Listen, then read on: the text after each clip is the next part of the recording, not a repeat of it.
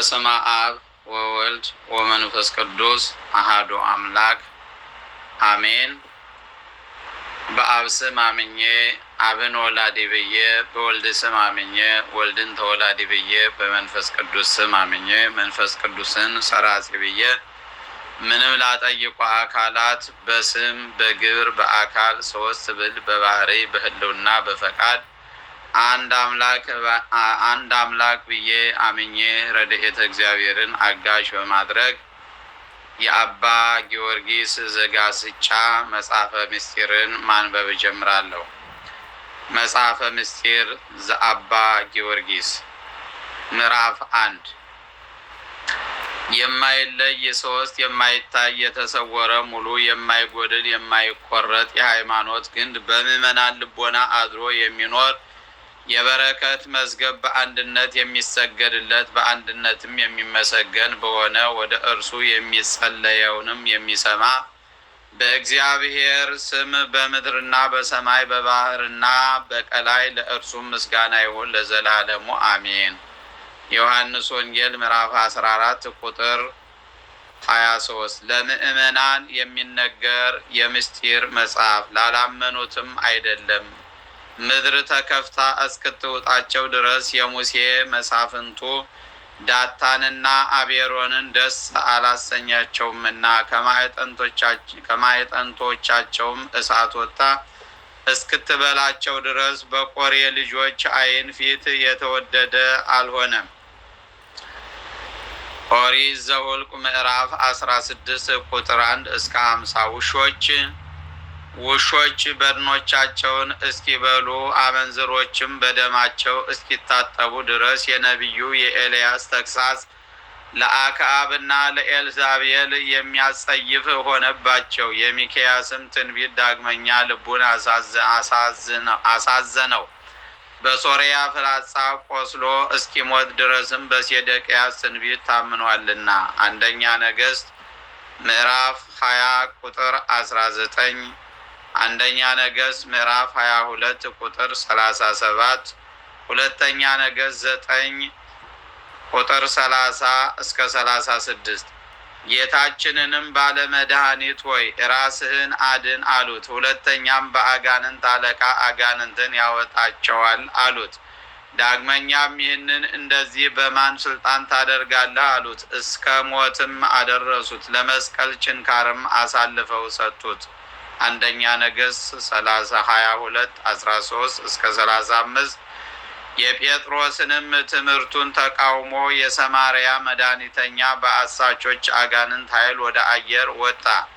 በጴጥሮስ ላይ ባደረ መንፈስ ቅዱስም ኃይል ግን ከጠፈረ ሰማይ ወደቀ።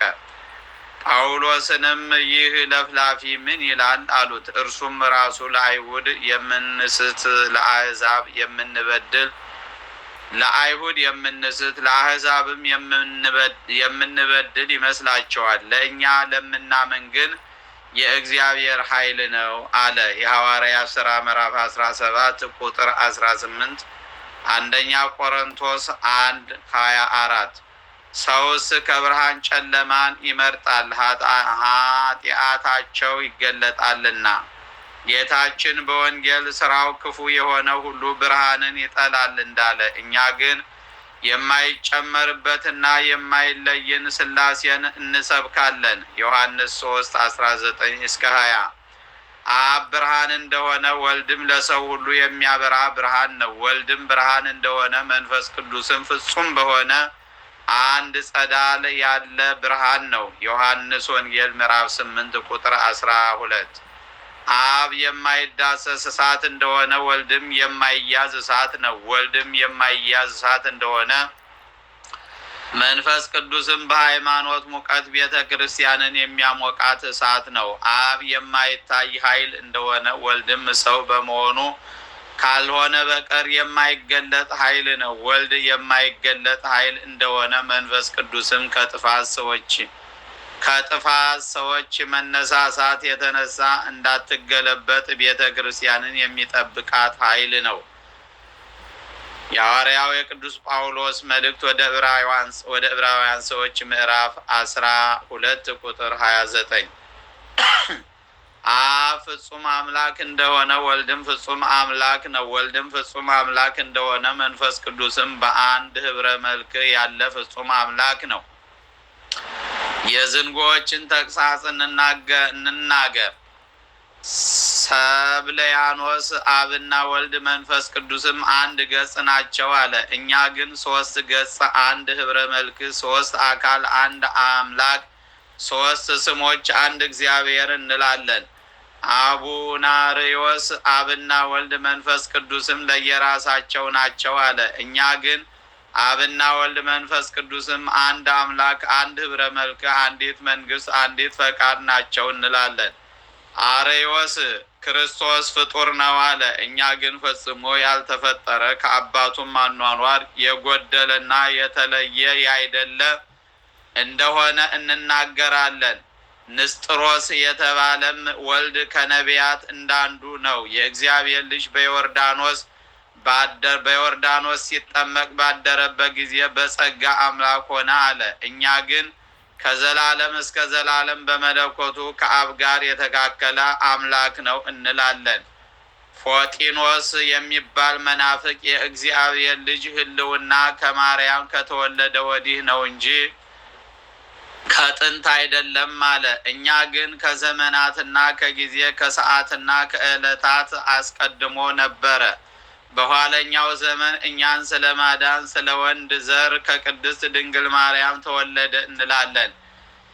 የሐዋርያው የቅዱስ ጳውሎስ መልእክት ወደ ገላትያ ሰዎች ምዕራፍ 4 ከቁጥር 4። አርጌንስ የተባለ መናፍቅ ወልድ ከአብ ያንሳል አይተካከለውም፣ መንፈስ ቅዱስም ከወልድ ያንሳል እርሱም ማየት አይቻለውም አለ። እኛ ግን በሥላሴ ዘንድ በማዕረግ ማነስና መብለጥ መበላለጥ የለም፣ በመለኮት አንድ ወገን ናቸው እንላለን። የመለኮት ቃል ሰው ወደ መሆን ተለወጠ የሚሉ አሉ። እኛ ግን ያለ ጭማሪ ተዋሃደ እንጂ መለኮታዊ ቃል ከባህሪው አልተለወጠም። ያለ መለወጥ የተዋሃደ ሆነ እንላለን። የመንፈስ ቅዱስ መገኘት ከክርስቶስ ጥምቀት ወዲህ ነው የሚሉ መናፍቃን አሉ። እኛ ግን ከዓለም አስቀድሞ አለ እስከ ዘላለምም ይኖራል እንላለን። ቢቱ የተባለ ለኃጥአን ፍዳ ለመክፈል ለጻድቃንም በጎ ዋጋ ለመስጠት ወልድ ከአባቱ ተለይቶ ይመጣል አለ። እኛ ግን አብና ወልድ መንፈስ ቅዱስም በሕያዋንና በሙታን ሊፈርዱ በአንድ አደባባይ በአንዲት መዋቀሻ ቦታ ይመጣሉ እንላለን። ጸረ ማርያም የተባሉ አንጢዲቆማርያጦስ ማርያም መድኃኒታችንን ከወለደችው በኋላ ከዮሴፍ ጋር ተገናኝታለች ይላሉ። እኛ ግን እመቤታችን ቅድስት ድንግል ማርያም አምላክን የወለደች ናት። ከወለደችውም በኋላ ለዘላለም በድንግልና ኖረች እንላለን። አውጣኪ የተባለ መናፍቅ የክርስቶስ ሥጋ እንደኛ ሥጋ ደካማ አይደለም፣ መከራንም አልተቀበለም አለ። እኛ ግን የክርስቶስ ሥጋ ደከመ፣ ወዛ፣ ተራበ፣ ተጠማ፣ ታመመ፣ ሰው በመሆኑ ሞተ። ከብቻዋ ከኃጢአት በቀር ከሰው ሕግ የቀረው የለም እንላለን። ትንቢተ ሕዝቅኤል ምዕራፍ 44 ቁጥር 2፣ ማቴዎስ 4:3፣ ሉቃስ 1:32። የህንድ ጳጳስ ሳዊሮስ፣ የእስክንድርያው ሊቀ ጳጳስ ቴዎዶሲዎስ የእግዚአብሔር ልጅ ያለ ፈቃዱ በግድ ሞተ ይላሉ። እኛ ግን በፈቃዱ መከራን ተቀበለ፣ በፈቃዱም ሞተ፣ በመለኮት ኃይልም ተነሳ እንላለን። ዳግመኛ አቡርዮስ የክርስቶስ ሰውነት ልብና ነፍስ የለውም፣ መለኮቱም ስለ ልብና ነፍስ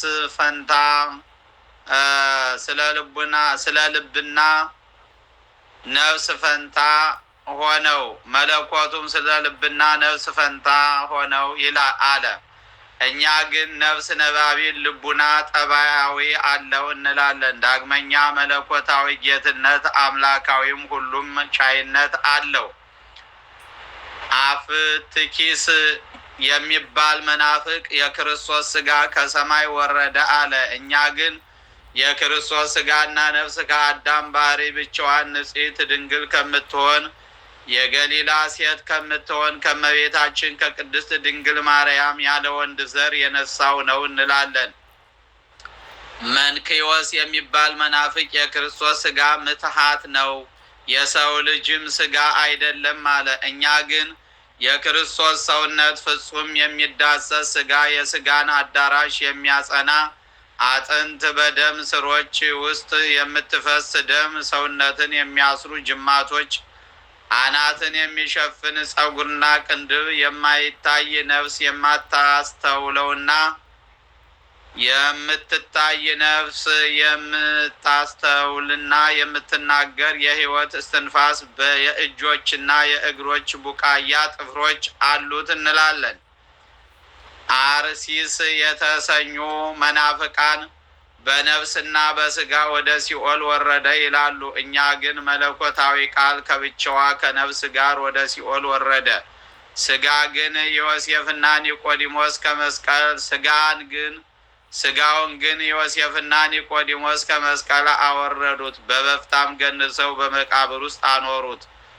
እርሷም እስከ ትንሣኤው ድረስ ብቻዋን ያለ ነፍስ ቆየች። መለኮት ግን ከነፍሱ ጋር ነበረ፣ ከሥጋውም አልተለየም፣ ከሥጋውም ጋር ነበረ እንላለን። በአብ ከዓለም አስቀድሞ እንደነበረ አኗኗሩ በአካል የተለየ ሆነ። በሁሉ ስፍራ በሁሉ ዘንድ መልቶ ይኖራልና።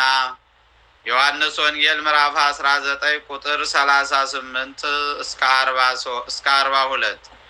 የሮሜው ሊቀ ጳጳስ ልዮን ሥጋ ከመለኮት ያንሳል አለ። እኛ ግን ከአንድነት በኋላ የክርስቶስ ሥጋው ከመለኮቱ አያንስም እንላለን። የኬልቄዶን ማህበርተኞች መለኮትና ሥጋ በሁለት ወገን በሁለት ስርዓት ናቸው አሉ። እኛ ግን ከቅድስት ድንግል ማርያም ሰው የሆነው አምላክ አንድ አካል አንድ ፈቃድ ነው እንላለን። አምሳሉን ወደ መስቀል አወጣ። የተቸነከረ እርሱ ክርስቶስ እግዚአብሔር አይደለም የሚሉ አሉ። እኛ ግን ኢየሱስ ክርስቶስ ለብዙዎች መዳን በሊቀ ካህናት አገልጋይ ፊቱን ተጸፋ፣ በጲላጦስም አደባባይ ተገረፈ፣ በብረቶችም ተቸነከረ፣ በለንጊኖስም ጦር ተወጋ እንላለን። የማቴዎስ ወንጌል ምዕራፍ 26 ቁጥር 67፣ ዮሐንስ ወንጌል ምዕራፍ 19 ቁጥር 34። ዳግመኛም በአዳም ላይ እንደሆነው በሕፃናት አካል ውስጥ ከእግዚአብሔር እስትንፋስ እፍታ የሕይወት እስትንፋስን መቀበል እንደሚደረግ የሚናገሩ አሉ። እኛ ግን የነፍስና የሥጋ መውጣት ከወንድ ጭን በመዋለጃ ዘር ወጥቶ በሴቲቱ ማኅፀን ይጸነሳል። ከእርሷም በእግዚአብሔር ትእዛዝ የሚሆን የወንድና የሴት ፈቃድ የጠባይ መቀላቀል ይሆናል። ወንድም ቢሆን ሴትም ቢሆን ይሳላል እንላለን። ኦሪት ዘፍጥረት ምዕራፍ 2 ቁጥር 7። ዳግመኛም አርጌንስ የተባለ መናፍቅ እግዚአብሔር አዳምንና ሔዋንን ያለበሳቸው ቁርበት እኛ የምንለብሳት በላያችን ያለች ሥጋ ናት፣ የቁርበትም ልብስ አይደለም አለ። እኛ ግን ሥጋ አስቀድሞም በተፈጠሩ ጊዜ አላቸው። እግዚአብሔር ያለበሳቸው ግን የቁርበት ልብስ ነው። ትእዛዙን ስላቃለሉና ትእዛዙን ስላፈረሱ የነቀፋ ልብስ ነው እንላለን። ኦሪት ዘፍጥረት ምዕራፍ 3 ቁጥር 26። ሰማየ ሰማያት የማይወስነው እግዚአብሔር አራት ጎኖቿ ባነሱ በሰው ልጆች እጅ በተሰራይ ቤተ ክርስቲያን ውስጥ እንዴት ያድራል የሚሉ አሉ። ሁለተኛም ህብስት የክርስቶስን ሥጋ የምስጢርም ወይን ደሙን መሆን እንደምን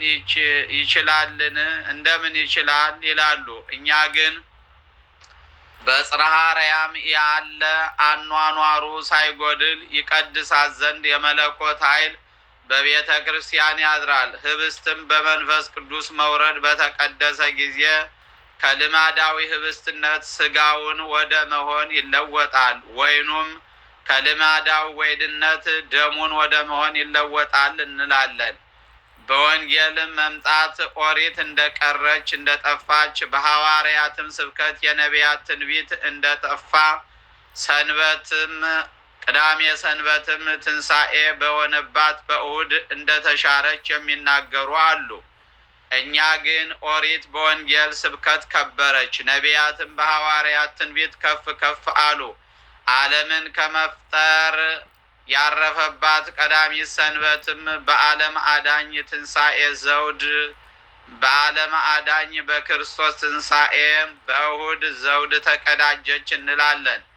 ዳግመኛም ስለ ማርያምና ስለ መስቀል እንደሚክዱ በጆሮአችን የገባ ወሬ አለ። እኩሌቶቹ ጌታን የወለደችው ማርያም ከመስቀሉ ትበልጣለች ይላሉ። እኩሌቶቹም በሕማማቱ ደም የተነከረው መስቀሉ ይበልጣል ይላሉ።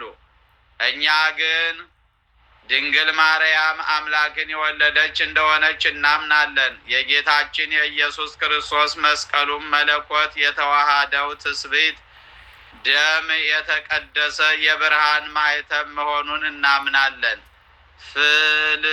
ፍላበያኖስ የመድኃኒታችን የክርስቶስ መለኮቱና ትስብእቱ ሁለት ገጽ ነው አለ። እኛ ግን የአምላካችን የመለኮቱና የትስብእቱ ባህሪ በአንድ ገጽ በአንድ አካል ያለ ነው እንላለን። መቅዶኒዎስ መንፈስ ቅዱስ ፍጡር ነው። መቅዶኒዎስ የሚባል መናፍቅ መንፈስ ቅዱስ ፍጡር ነው፣ አብና ወልድ ግን የተካከሉ አንድ ናቸው አለ። እኛ ግን መንፈስ ቅዱስ ፈጽሞ ያልተፈጠረ ከአብና ከወልድም ያልተለየ ነው፣ አንድ ህብረ መልክ ነው እንጂ የአብና የወልድ የመንፈስ ቅዱስን ባህሪ አንድ ነው እንላለን። ሰዱቃውያን እንደ እነርሱ ያሉ ሁሉ ትንሣኤ ሙታን የለም ይላሉ። እኛ ግን ትንሣኤ ሙታን አለ። ለኃጥአን ፍዳ ለጻድቃንም ዋጋ በጎ ዋጋ አለ እንላለን። የማቴዎስ ወንጌል ምዕራፍ 22 ቁጥር 23፣ የዮሐንስ ወንጌል ምዕራፍ 5 ቁጥር 25 እስከ 29፣ የሐዋርያት ሥራ ምዕራፍ 23 ቁጥር 8 አብና ወልድ መንፈስ ቅዱስም አንድ ገጽ ናቸው ያለ ሰባልዮስን እንወቅሰው ዘንድ ወደ ቀደመ ነገራችን እንመለስ። መጻሕፍት በየወገናቸው ስለ እርሱ የሚናገሩለት የሥላሴ አካል እንደምን አንድ ገጽ ይሆናል? አንድ ገጽ ይባላል? ከሁሉ በፊት የከበረች ኦሪት እግዚአብሔርም አለ ሰውን በአርአያችንና በምሳሌያችን እንፍጠር ትላለች። ለወልድ ለብቻው እንደሚገባ በአርአያዬና በምሳሌዬ አላለም። ሁለተኛም ለመንፈስ ቅዱስ ለብቻው እንደሚገባ በአርአያውና በምሳሌው አላለም፣ በአርአያችንና በምሳሌያችን አለ እንጂ። የሰው ልጅ በእግዚአብሔር አርአያ እንደተፈጠረ እወቅ። ዘፍጥረት 1 ቁጥር 26። ሁለተኛም የሥላሴን መልክ እወቅ። ዳዊትም አቤቱ ፊትህን እሻለሁ አለ። የአብን አስቀድሞ ፊትህን ፈለግሁ ብሎ የወልድን አስከተለ። ፊትህን ከአገልጋይ አትመልስ ብሎ ሶስተኛም የመንፈስ ቅዱስን ተናገረ። ፊትህን ከአገልጋይ አትመልስ ብሎ ሶስተኛ የመንፈስ ቅዱስን ተናገረ። እነሆ ነቢየ ሥላሴን መልክ ለመፈለግ ተጋ። አንድ ገጽ ብሎ የሚያስተምር ያልተጠመቀ ያልተቀባ ክርስቲያንም ያልሆነ ነው። መዝሙረ ዳዊት መዝሙር 26። ዳግመኛም በሃሌሉያ በሚጀምረው መዝሙር የእግዚአብሔር ቀኝ ኃይልን አደረገች አለ። ይህም ስለ አብ ነው። የእግዚአብሔር ቀኝ ከፍ ከፍ አደረገችኝ አለ። ይህም ስለ ወልድ የተነገረ ነው። መለኮት በተዋሃደው የክርስቶስ ትስብእት የሰው ልጅ ክብሩ ሆኗልና ጌታ በወንጌል የእግዚአብሔር ልጅ የሰው ልጅ ነውና እንዳለ መዝሙረ ዳዊት መዝሙር 117 ቁጥር 16። ዳግመኛም ሶስተኛ መልሶ የእግዚአብሔር ቀኝ ኃይልን አደረገች አለ። ይህም ስለ እግዚአብሔር መንፈስ ቅዱስ የተነገረ ነው። ኃይልም ሁሉን በሚያይ እርሱ ግን በማይታይ በማይዳሰስ እርሱ ግን በማይዳሰስ በሚገዛ እርሱ ግን በማይገዛ በእግዚአብሔር መለኮት ጽናት ተተርጉሟል። እነሆ የሥላሴን ማዕረግ ተናገር። የሰባሌዎስን ትምህርት ግን ሲኦል ገዛቸው፣ ገሃነምም ከሰይጣን ከአፉ ተፋው። ሕሊናቸው ደካማ በሆነ ሰዎች ልብ ውስጥ ተዘራ፣ በቀለ፣ አደገም። ኃጢአት እሾህንም አፈራ የኃጢአት እሾህንም አፈራ። ስለዚህ ነገር ቤተ ክርስቲያን ከልጆቿ ጋር መከራን ተቀበለች። ሰባሌዎስ ሆይ እባብ በልብ ውስጥ መርዝ ጨመረን? ወይስ እፉኝት በአንደበትህ አብና ወልድ መንፈስ ቅዱስም ወይስ እፉኝት በአንደበትህ አብና ወልድ መንፈስ ቅዱስም ትላለህ? ሁለተኛ አንድ ገጽ ትላለህ። በአንደበትህ አብና ወልድ መንፈስ ቅዱስም ትላለህ። ሁለተኛ አንድ ገጽ ትላለህ። አንድ ገጽ እስከሆነ አብ ማን ነው? ልጁስ ማን ነው? መንፈስ ቅዱስስ ማን ነው? አብ ነው፣ ወልድም ነው፣ መንፈስ ቅዱስም ነው ብትል ላኪ ማን ነው? ተላኪስ ማን ነው? እነሆ የእግዚአብሔር ልጅ ስለ አባቱ የላከኝ አብ ከሁሉ ይበልጣል ብሎ ይናገራል። ስለ መንፈስ ቅዱስም ሁለተኛ ጰራቅሊጦስን እልክላችኋለሁ አለ። እነሆ መንፈስ ቅዱስን ሌላው ይለዋል። ሁለተኛም ምስክሬ ሌላ ነው፣ የላከኝ አብ። ሁለተኛም የላከኝ አብ ካልሳበው በቀር ወደ እኔ መምጣት የሚችል የለም። ስለ ራሱም በእኔ በኩል ካልሆነ በቀር ወደ አብ መምጣት የሚችል የለም ብሎ ተናግሯል። የዮሐንስ ወንጌል ምዕራፍ 14 ቁጥር 17 እስከ 28። ዳግመኛም እኔን ብቻዬን ትታችሁኝ ለየራሳችሁ ትበተናላችሁ፣ ብቻዬን ግን አይደለሁም፣ አብ ከእኔ ጋር ነውና አለ። ሁለተኛም የሚወደኝን አባቴ ይወደዋል፣ እኛም እንመጣለን፣ በእርሱም ማረፊያ እናደርጋለን። እነሆ እንመጣለን፣ በእርሱም እናድራለን ሲል ለሁለት እንደሚገባ ይናገራል፣ ለአንድ እንደሚገባ አልተናገረም። የዮሐንስ ወንጌል ምዕራፍ 14 ቁጥር 23 16 ዮሐንስ ወንጌል ምዕራፍ 16 ቁጥር 32። ዳግመኛም ለመንፈስ ቅዱስ ዓለም ሊቀበለው የማይችለውን የእውነት መንፈስ ቅዱስ ጰራቅሊጦስን ይልክላችሁ ዘንድ አብን እለምነዋለሁ ብሎ ተናገረ። እነሆ በዚህ የሥላሴ ትምህርት ክፍል ወልድ ጰራቅሊጦስን ይልከው ዘንድ ጠየቀው። ጰራቅሊጦስም ወደ ሐዋርያት ተላከ። ሁለተኛም የምነግራችሁን ሁሉ አሁን ልትሸከሙት አትችሉትም። አብ በስሜ የሚልክላችሁ ጰራቅሊጦስ እሱ መጥቶ ሁሉን ይነግራችኋል፣ ያሳስባችኋል አላቸው። ዳግመኛም ስለ እርሱና ስለ አባቱ በኦሪታችሁ የሁለት ወይም የሶስት ሰዎች ምስክርነት የታመነ ነው። እኔ ለራሴ ምስክር ነኝ፣ የላከኝም አብ ምስክሬ ነው አለ። ሁለተኛም ስለ ጰራቅሊጦስ እኔ ከአብ ዘንድ የምልክላችሁ ከአብ የሚወጣ የእውነት መንፈስ ጰራቅሊጦስም እርሱ ምስክሬ ነው።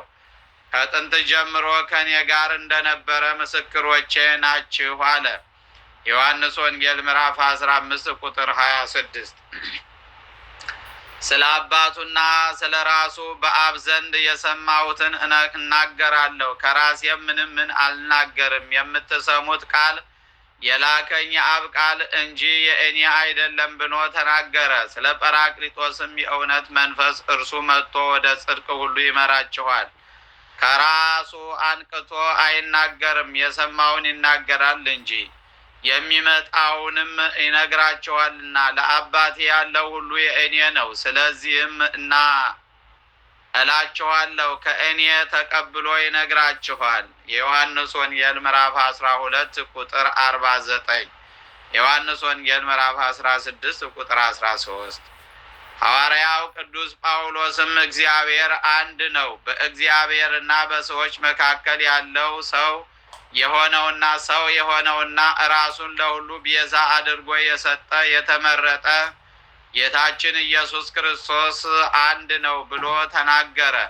ሁለተኛም ሁላችሁ የእግዚአብሔር የፊቱ ምሳሌ የሆነ ኢየሱስ ክርስቶስ ያደረገላችሁን ይህን አስቡ አለ። አንደኛ ጢሞቴዎስ ምዕራፍ 2 ቁጥር 6፣ ወደ ዕብራውያን ሰዎች ምዕራፍ 1 ቁጥር 3። ሐዋርያው ቅዱስ ጳውሎስ ወልድን የእግዚአብሔር የፊቱ ምሳሌ መልክ እንዳለው እወቅ። አንድ ገጽ ቢሆን የእግዚአብሔር ፊቱ ባለው ነበር። የእግዚአብሔር ፊቱ ምሳሌ ማለት ወልድ አባቱን ይመስለዋልና ነው። ስለዚህ ጌታችን በወንጌል እኔን ያየ አባቴን አይቷል አለ። ዮሐንስም ልጆቼ ሆይ እንዳትበድሉ ይህን እጽፍላችኋለሁ፣ የበደለም ቢኖር በአብ ዘንድ የሚያጸናን ኢየሱስ ክርስቶስ አለን አለ። አንደኛ ዮሐንስ መልእክት ምዕራፍ 2 ቁጥር 1። የሰባልዮስን ትምህርት ለመውቀስ የጌታችን የኢየሱስ ክርስቶስን ሐዋርያት ይረዷቸው ዘንድ ኑ የእግዚአብሔርን ነቢያት እንጥራቸው። የከበረች ኦሪት እግዚአብሔርም አለ፣ እነሆ አዳም በጎውንና ክፉውን ያውቅ ዘንድ ከኛ እንደ አንዱ ሆነ። ገናም እጁን ያነሳል፣ ከሕይወትም ዛፍ ይበላል፣ ለዘላለምም በሕይወት ይኖራል አለች። የሥላሴ ገጽ አንድ ቢሆንስ ኖሮ አዳም እንደኛ ሆነ ባላለ ነበር። አዳም ከእኛ ጋር እንደ አንዱ ሆነ ያለው ግን ስለ ክርስቶስ ትስብእት ሰው መሆን ነው። ይኸውም በእግዚአብሔር ቀኝ የተቀመጠው የአዳም ሥጋ ነው። ዘፍጥረት 3 ቁጥር 22። ዳግመኛም የከበረች ኦሪት እግዚአብሔርም አለ፣ ኑ እንውረድ፣ አንዱ የአንዱን ነገር እንዳይሰማ ቋንቋቸውን እንደበላልቀው፣ አንድ ወገን ናቸውና ትላለች። ሁለተኛም እግዚአብሔር በሰዶምና በገሞራ ከሰማይ ከእግዚአብሔር ዘንድ እሳትና ዲን አወረደ። እነሆ እግዚአብሔር ከእግዚአብሔር ዘንድ አወረደ ሲል እሳትን ከሰማይ ማውረድ አንዱ ከሌላው መሆኑን ፈጽሞ ያስረዳል። ዘፍጥረት 11:7፣ ዘፍጥረት 19:24።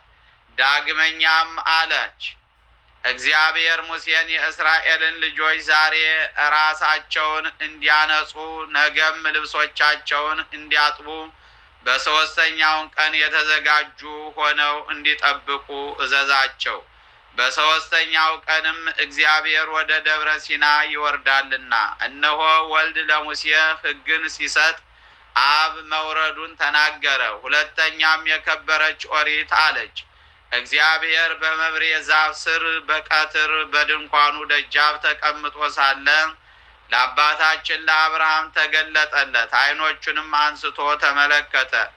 እነሆ 3 ሰዎች በፊቱ ቆመው ነበር። ወደ ምድርም ሰግዶ ጌቶቼ በፊታችሁ ሞገስን አግኝቼ ከሆነ ውሃ አምጥተን እግራችሁን እንጠብ፣ በዛፍም ስር እረፉ። ወደ አገልጋያችሁም ከመጣችሁ ዘንድ እንጀራ እናምጣና ብሉ፣ ከዚያም ወዳሰባችሁ ትሄዳላችሁ አለ።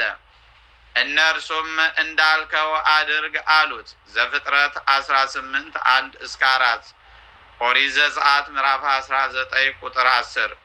ነቢዩ ዳዊትም ጌታ ጌታዬን በቀኜ ተቀመጥ አለው አለ። ከእስራኤል ቅዱስ በቀር የዳዊት ጌታ እንግዲህ ማን ነው? ይህንን ግን በአባቱ ቀኝ ስለተቀመጠ ስለ ወልድ ተናገረ። ከዚህም አስከትሎ ጠላቶችህን ከእግርህ መረገጫ በታይ እስካደርጋቸው ድረስ ይላል። ይህም ስለ ሰቃዮቹ ነው። የኃይልን በትር እግዚአብሔር ከጽዮን ይልክልሃል አለ። ይህም የዕፀ መስቀል የሃይማኖት ኃይል ነው። በጠላቶችህ መካከል ትፈርዳለህ አለ። በፍዳ ቀን የሚሆን የፍርድ አደባባይ ነው። ቀዳማዊ እርሱ በኃይል ቀን ከአንተ ጋር ነው አለ። የኃይል ቀንም በእግዚአብሔር ስም የምትመጣ መንግስት ናት። ኃይልም የሃይማኖት ባላጋራዎችን የምትገለባብጣቸው ናት። መዝሙረ ዳዊት መዝሙር 109 ቁጥር 1 እስከ 3። በቅዱሳን ብርሃን አለ። በቅዱሳን ብርሃን አለ። ይህም የቅዱሳን በጎ ዋጋ የብርሃኑ ክብር ጸዳል ነው። የጻድቅ ሰው ስራው ይበራለታልና ከአጥቢያ ኮከብ አስቀድሞ ከሆድ ወለድኩህ አለ። ይህም በመለኮት ፈቃድ ይተረጎማል። ሆድ የሰው የህሊናው መዝገብ ነውና ወልድም የአብ ህሊናው ነው። በወልድ የሌለ ህሊና በአብ የለምና ስለዚህም ከሆድ ወለድኩህ አለ። አፍአዊት ያልሆነች ውሳጣዊት ልደት ናት። ከአጥቢያ ኮከብ አስቀድሞ ያለውም ስለ ዓለም ፍጥረት ብርሃን ነው። እግዚአብሔርም አለ ብርሃን ይሁን፣ ብርሃንም ሆነ ተብሎ እንደተጻፈ ንጋት የቀን የመጀመሪያዋ ሰዓት ናትና ብርሃንም የዓለም ፍጥረት የመጀመሪያ ግብር ነውና።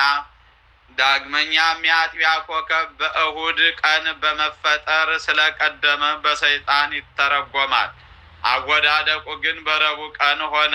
ስለ እርሱም ነቢዩ ኢሳይያስ ጎህ በቀደደ ጊዜ የሚወጣ የአጥቢያ ኮከብ ለምን ወደቀ ብሎ ተናገረ። ዙፋኔን በአብይ ኮከብ ላይ አኖራለሁ፣ ወደ ሳሊሲት ሰማይም እወጣለሁ፣ ልዑል እግዚአብሔርንም እመስለዋለሁ ብሏልና። ዘፍጥረት 1:3 ኢሳይያስ 14 ቁጥር 12። ቀጥሎም የዳዊት ቃል እግዚአብሔር ማለ አይጸጸትም አለ። አንተ እንደ መልከ ጼዴቅ ክህነት ለዘላለም ካህን ነህ። ይህንን በስንዴ ህብስትና በወይን ስለሚሆን የወንጌል ቁርባን ተናገረ።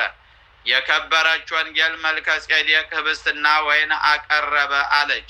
የእግዚአብሔርም ካህን ነው። መዝሙረ ዳዊት መዝሙር 109 ቁጥር 4። ዳግመኛም በወንጌል ህብስቱን አንስቶ አመሰገነ፣ አከበረ። ቆርሶም ይህ ሥጋዬ ነው እንካችሁ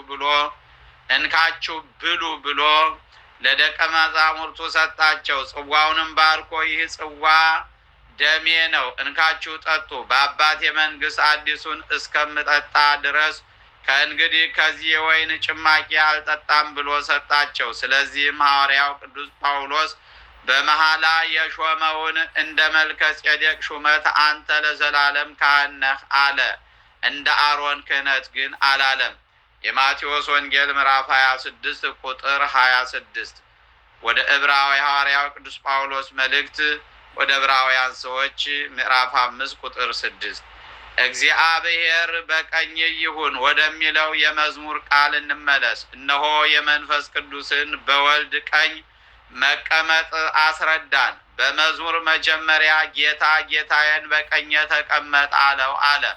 የወልድን በአብ ቀኝ መቀመጥ ሲያመለክት ከእርሱም በኋላ በመዝሙር ቃል እግዚአብሔር በቀኝ ይሁን ያለው የሥላሴን አኗኗር በየወገኑ ሦስቱንም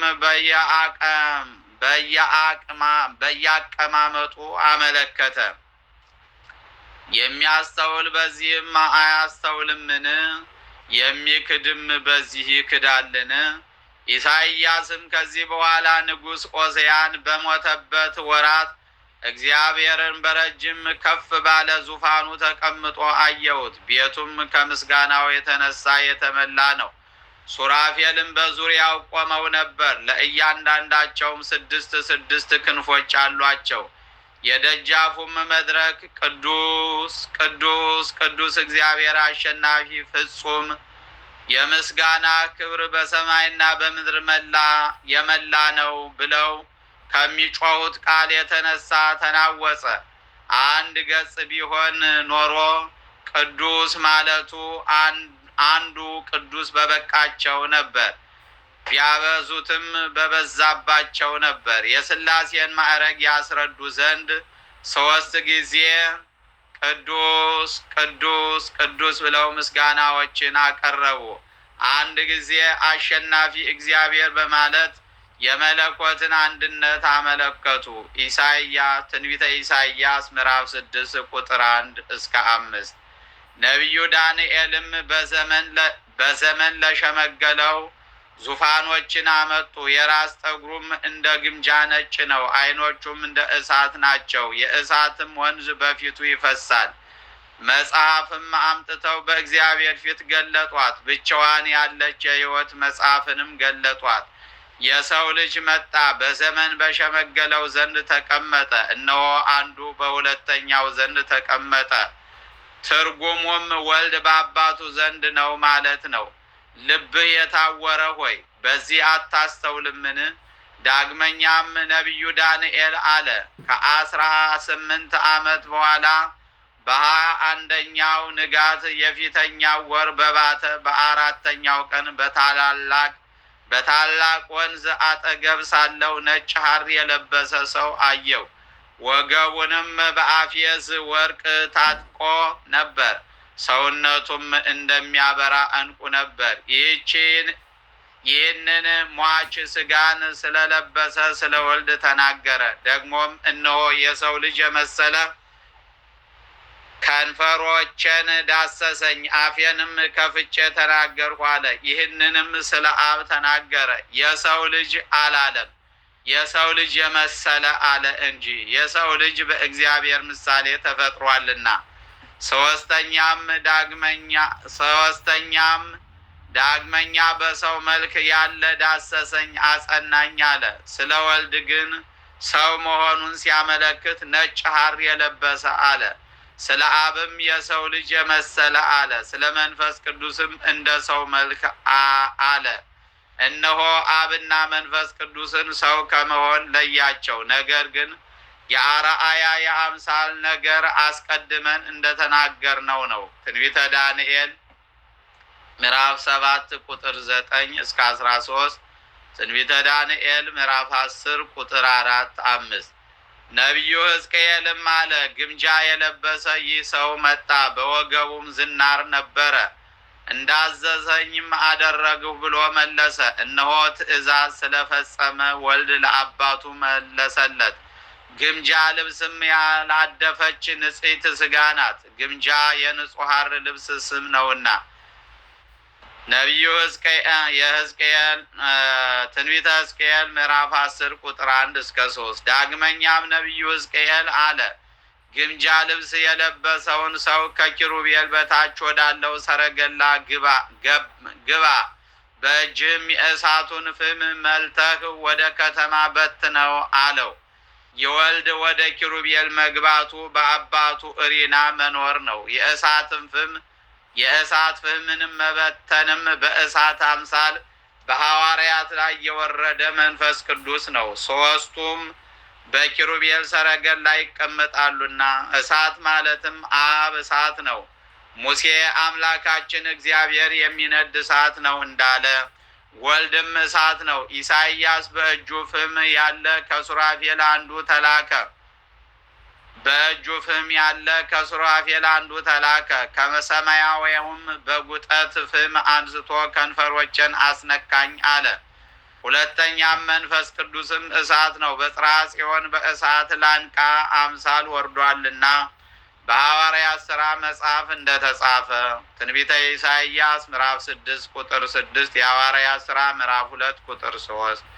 እነሆ ከኦሪትና ከነቢያት ቃል ከወንጌልና ከሐዋርያትም ቃል አስረጅ ምስክር አመጣንላችሁ። ስለ ገጽና ስለ መልክ የምትከራከሩኝ ከሆናችሁስ ያዕቆብም እግዚአብሔርን ፊት ለፊት አየው፣ ሰውነቴም ድና ቀረች አለ።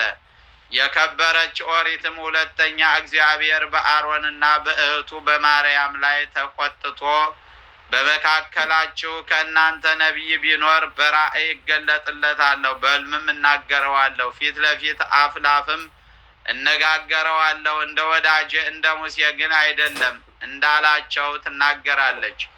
ዳዊትም አቤቱ ፊትህን እሻለሁ፣ ፊትህን ከባሪያ አትመልስ አለ። ሁለተኛም ፊትህን ከኃጢአት መልስ አለ። ዳግመኛም ፊትህን ከእኔ አትመልስ አለ።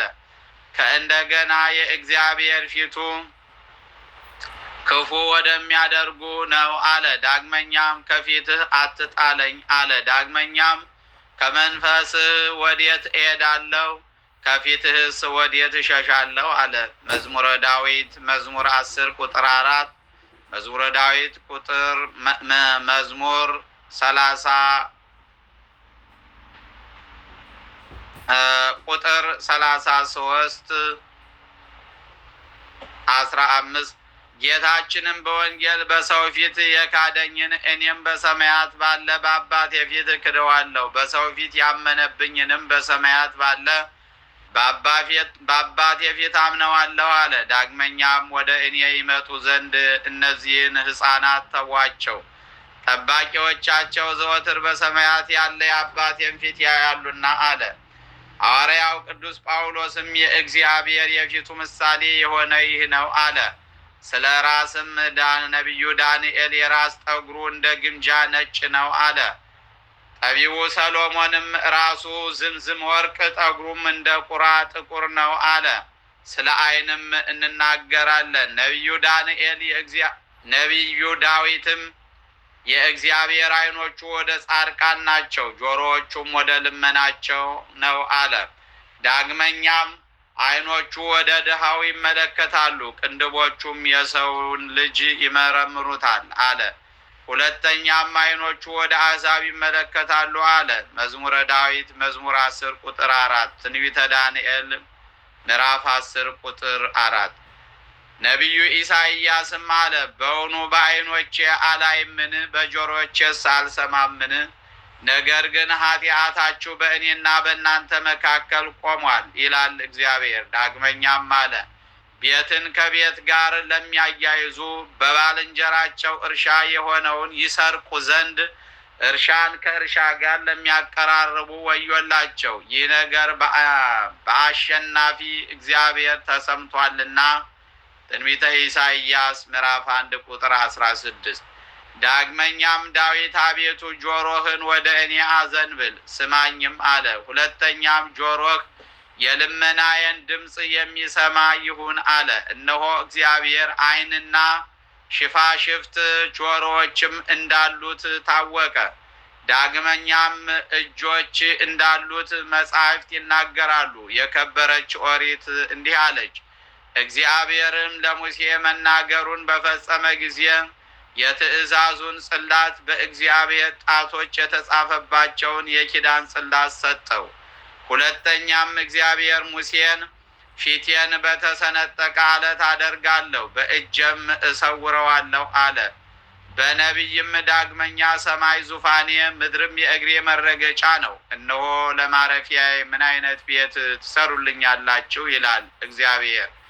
ይህን ሁሉ እጆቼ የሰሩት አይደለችምን? እጆቼ የሰሩት አይደለምን?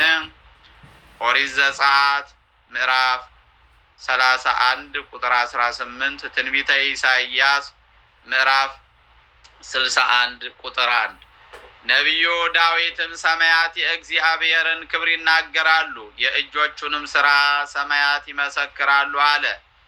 ዳግመኛም በዮድ መዝሙር እጆችህ ሰሩኝ አበጃጁኝም ተባለ።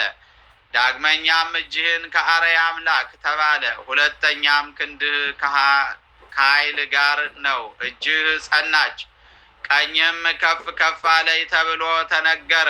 ሁለተኛም እጅህ ጠላቶችህን ሁሉ ታግኛቸው ተባለ። ዳግመኛም በዚያም እጅህ ትመራኛለች፣ ቀኝህም ታስቀምጠኛለች ተባለ። ዳግመኛም አንተ ረዳቴ ነህና ነፍሴን በእጅህ አማጽናለሁ አለ። ዳግመኛም እጅህ ጠላቶችን ነቀለቻቸው፣ እነርሱን ግን ተከልክ። አሕዛብን ሳቀይሃቸው፣ አሳደድካቸው። ምድርን በሰይፋቸው የወረሷት አይደለም፣ ክንዳቸውም አላዳናቸውም። ከቀኝህና ከክንድህ ከፊትህም ብርሃን በቀር ተብሎ ተነገረ። መዝሙረ ዳዊት መዝሙር 18 ቁጥር 1 መዝሙረ ዳዊት መዝሙር 43 ቁጥር 7 መዝሙረ ዳዊት መዝሙር 118 ቁጥር 73። ዳግመኛም አንተ ፈጠርከኝ እጅህንም በእኔ ላይ አኖርክ ተባለ። ሁለተኛም አቤቱ ስለምን እጅህን ትመልሳለህ? ቀኝህንም ለዘላለሙ ከእቅፍህ ተብሎ ተነገረ። ሁለተኛም አቤቱ አንተ ምድርን መፍጠርን አስቀደም፣ ሰማያትም የእጆችህ ሥራ ናቸው ተብሎ ተነገረ። በኢሳይያስም አለ እጅ ምድርን ሰራቻት፣ ቀኝህም ሰማይን አጸናችው። እግዚአብሔር እጆችና ክንድ ጥፍርም እንዳለው እወቁ ተረዱ። ስለ አፍንጫውም የከበረች ኦሪት እግዚአብሔር የኖህን መሥዋዕት መዓዛ አሻተተ አለ። ስለ ደረትም በደረቱ ተሸከማቸው፣ እግዚአብሔር ብቻውን መራቸው ትላለች። ኦሪት ዘፍጥረት ምዕራፍ 8 ቁጥር 21፣ ኦሪት ዘዳግም ምዕራፍ 32 ቁጥር 11፣ መዝሙረ ዳዊት መዝሙር 101 ቁጥር 25። ስለ ወገብም ስለ ወገኖችህም ኢሳይያስ በወገቡ ጽድቅን ይታጠቃል፣ ቅንነትንም በወገቡ ይታጠቃል አለ። ነቢዩ ዳንኤልም ወገቡ በአፌዝ ወርቅ የታጠቀ ነው። አቡ ቀሌምሲስ ዮሐንስም ወገቡን በወርቅ ዝናር የታጠቀ ነው። ዳግመኛም በወገቡም የንጉሶች ንጉሥ የጌቶች ጌታ ነው የሚል ስም ተጽፎበታል ብለው ተናገሩ። ትንቢተ ዳንኤል ምዕራፍ 7 ቁጥር 9። ስለ እግሮችም የከበረች ኦሪት እግዚአብሔር ሙሴን ከደብተራ ኦሪት በትር ወስደህ የእግዚአብሔር እግሮች በዚህና በዚያ የቆሙበትን አለት ምታ እንዳለው ተናገረች። ዳግመኛም እስራኤል የእስራኤል አምላክ እግዚአብሔር የቆመበትን ስፍራ ከበታቹ በሰንፔር እንደተሰራ ጣዖት በጎበኘች ጊዜም እንደ ሰማይ ጽናት መልክ የሆነ አዩ። ትንቢተ ዳንኤል ምዕራፍ 17:6። ነቢዩ ዳዊትም የእግዚአብሔር እግር በቆመበት ስፍራ እንሰግዳለን አለ። ሁለተኛም በእግሮቹ መረገጫ ከእግሮቹ መረገጫ በታች ይሰግዱለታል። ዳግመኛም አለ ጌታ ጌታዬን አለው ጠላቶችን ከእግሮች በታች እስካስገዛልህ ድረስ በቀኝ ተቀመጥ አለው። ዳግመኛም ከሰማያት ወረደ፣ ከእግሮቹም በታች ጭጋግ አለ። ነቢዩ ዘካርያስም የእግዚአብሔር እግሮቹ በደብረ ዘይት ይቆማሉ አለ። ጌታም በወንጌል በሰማይ አትማሉ የእግዚአብሔር ዙፋኑ ነውና፣ በምድርም አትማሉ የእግዚአብሔር እግሩ መረገጫ ናትና ብሏል። እንግዲህስ ወደ አፍ እንመለስ። የከበረች ኦሪት እግዚአብሔር ሰማይ ስማ ልንገርህም፣ ምድርም የአፌን ቃል ትስማ እንዳለ ተናገረች።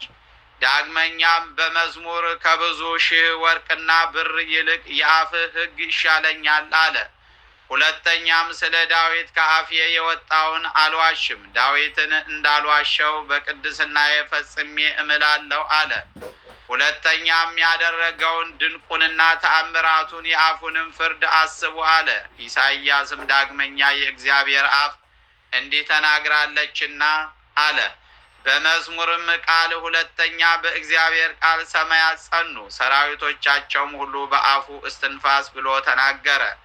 ዳግመኛም አቤቱ የምድር ነገሥታት ሁላቸው ይገዙልሃል፣ የአፍህን ቃል ሁሉ ሰምተዋልና አለ። መዝሙረ ዳዊት መዝሙር 32 ቁጥር 6፣ 88 መዝሙር 88 ቁጥር 34፣ ትንቢተ ዘካርያስ ምዕራፍ 14 ቁጥር 4፣ የማቴዎስ ወንጌል ምዕራፍ 5 ቁጥር 34።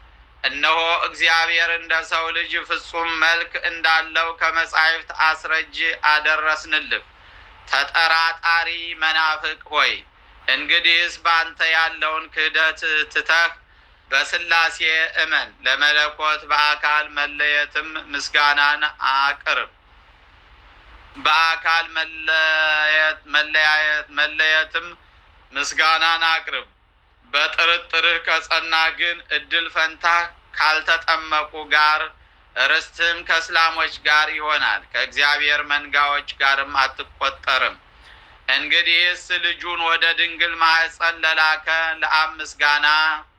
ለአብ ምስጋናን ከእርሷ ከድንግል ማርያም ለተወለደ ለወልድም ስግደትን ላከበራት ባለመለወጥም ላጸናት በንጽሕናም ላጠበቃት ለመንፈስ ቅዱስም አኮቴት ምስጋናን እናቅርብ።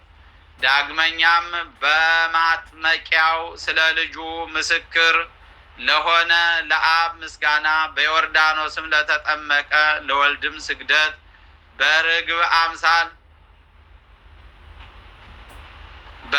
አምሳል በራሱ ላይ ላረፈ ለመንፈስ ቅዱስም አኮቴት ይገባል እንበል። ሁለተኛም በልጁ ሞት ይቅር ላለን ለአብ ምስጋና ይገባል። እኛን ስለ ማዳን ሞትን ለቀመሰ ለወልድም ስግደት ይገባል። በጌታችን በኢየሱስ ክርስቶስ ሞት የሞትን ስልጣን ላጠፋልን ለመንፈስ ቅዱስም አኮቴት ምስጋና ይገባል እንበል። የማቴዎስ ወንጌል ምዕራፍ 3 15-17 ዳግመኛም ልጁን ከሞት ለይቶ ላስነሳው ለአብ ምስጋና ከሙታንም ተለይቶ ለተነሳ ለወልድም ስግደት በጽርሐ ጽዮን በሐዋርያት ላይ ለወረደ ለመንፈስ ቅዱስም አኮቴት ምስጋና ይገባል እንበል። ከዚህ በኋላ በግርማ መለኮቱ ለሚመጣ ለአብ ምስጋና በጎችን በቀኙ ፍየሎችንም በግራው ለሚያቆም ለወልድ ስግደት ለሁሉ እንደየስራው ለሚከፍለው ለመንፈስ ቅዱስም አኮቴት ምስጋና ይገባል እንበል። ለዘላለሙ አሜን ይሁን ይደረግልን። የማቴዎስ ወንጌል ምዕራፍ 25 ቁጥር 32፣ የሐዋርያት ሥራ ምዕራፍ 2 ቁጥር 32፣ የሐዋርያት ሥራ ምዕራፍ 2 ቁጥር 4 ስለ ሥላሴ ምስክርነት የሚናገር ከብሉይና ከአዲስ የተገኘ የሕግ መጽሐፍ የሆነ የሰባልዮስ ተግሳጽ በዚህ ተፈጸመ። ደካማ ስሆን ስለ ሃይማኖት ቅንዓት ለመናገር ለተጋው ለእኔ ለጊዮርጊስ መንፈስ ቅዱስን የለበሳችሁ ሆይ ጸልዩልኝ ባርኩኝም ይላል አባ ጊዮርጊስ ዘጋስጫ። የአባታችን የአባ ጊዮርጊስ ዘጋስጫ በረከታቸው በሁላችን አድራ ትኑር። የተወደዳችሁ የእግዚአብሔር ቤተሰቦች፣ ይህ አባ ጊዮርጊስ ዘጋስጫ ታላቁ የቤተ ክርስቲያናችን ሊቅ ቄርሎስ የሚል ስያሜ የተሰጣቸው ሊቁ አባ ጊዮርጊስ ስለ መናፍቃን ምላሽ የሰጡት ነው። ከዚህ ብዙ ትምህርት ብዙ እውቀት ታገኙበታላችሁ ብዬ ስላሰብ ለእናንተ ይሄንን በንባብ መልኩ ለማስቀመጥ ወድጃለሁ። ለሁላችንም መልካም የማድመጥ ጊዜ ይሁንልን።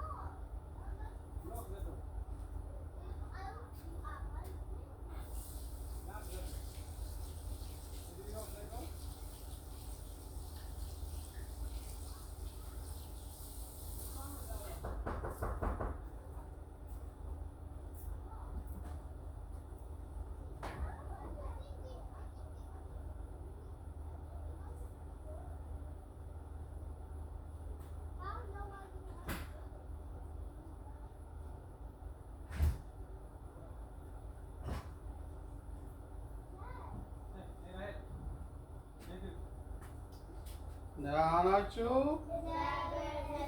እንዴት አላችሁ? የዛኔ ውሃ ቆዳችሁ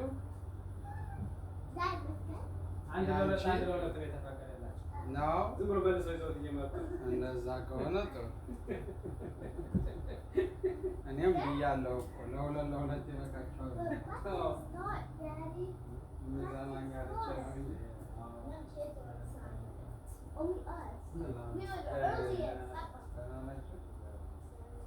አባ እንዴት ዋሉ ብላችኋል? እንደዛ እንዴት ዋሉ ብላችሁ ሰላም ተራሴ ጋር ነው እንዴ?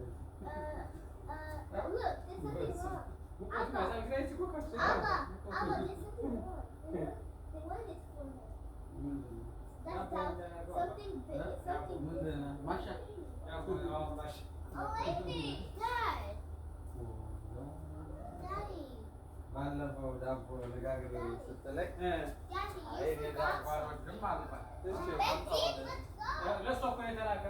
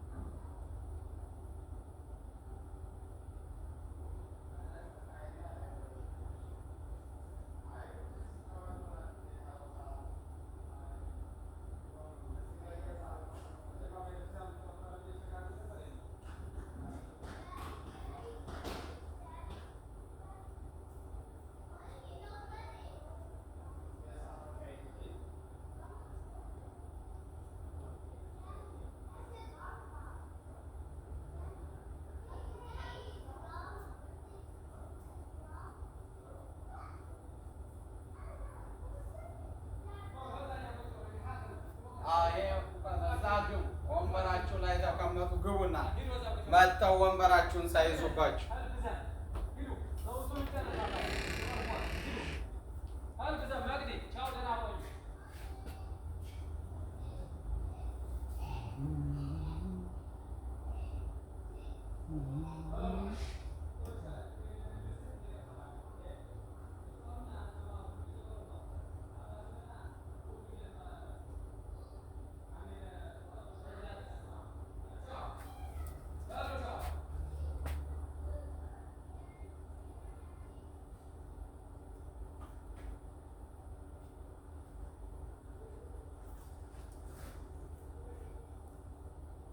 እሺ በቃ አበባ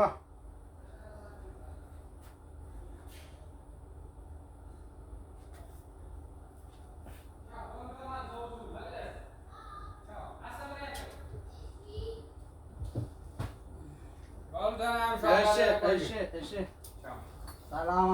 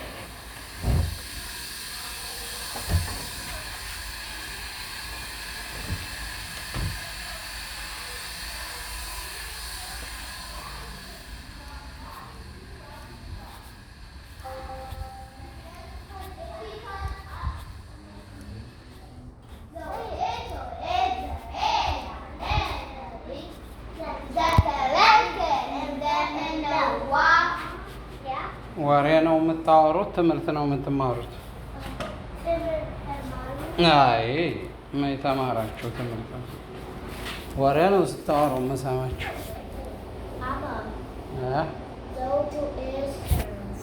ጨረስሽ?